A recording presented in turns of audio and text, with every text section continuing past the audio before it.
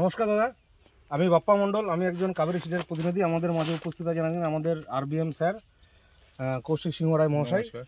আমাদের সাথে আরেকজন আমাদের প্রতিনিধি আছে সরোজ দে। তো দাদা, আপনার সাথে একটু পরিচয় করুন। আপনার নামটা? কমল মণ্ডল। কমল মণ্ডল। গ্রামের নাম? মোয়ামারি। মোয়ামারি। ডিস্ট্রিক্ট? জলপাইগুড়ি। জলপাইগুড়ি। আপনি এটা কি করোনা লাগিয়েছেন? এটা তো রসুন, কাবেরী সিডের রসুন। তো করলাটা কেমন লেগেছে আপনার চাষ করে?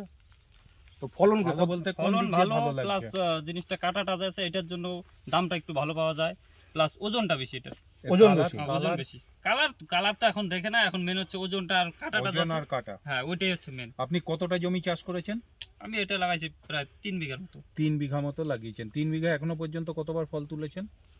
ও তো হিসাব নাই, কমসে কম 5-6 বার তোলা হয়ে গেছে। 5-6 বার তুলেছেন।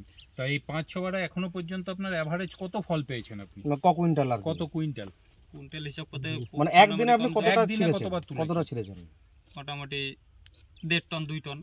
2 টন? 1 টন 2 টন মানে 5 বার যদি হয়ে থাকে, মানে আপনি 10 টন। 10 টন 10 টন ফল আপনি অলরেডি ছিঁড়ে ফেলেছেন। 10 টন ফল তুলেছেন 3 বিঘা জায়গা থেকে। তা আপনার কেমন লাগছে ওভারঅল? আপনার টোটাল কেমন লাগছে জিনিসটা? না, এটা চাষ অনেক ভালো। আপনার আশপাশে গ্রামের এরা সবাই দেখেছে, দেখে এরা কি বলছে? এখন এইবার দেখলো, আশা করা যায় সামনে বছর সবাই করবে। আপনি এটা আগামী দিনে করবেন তো? অবশ্যই।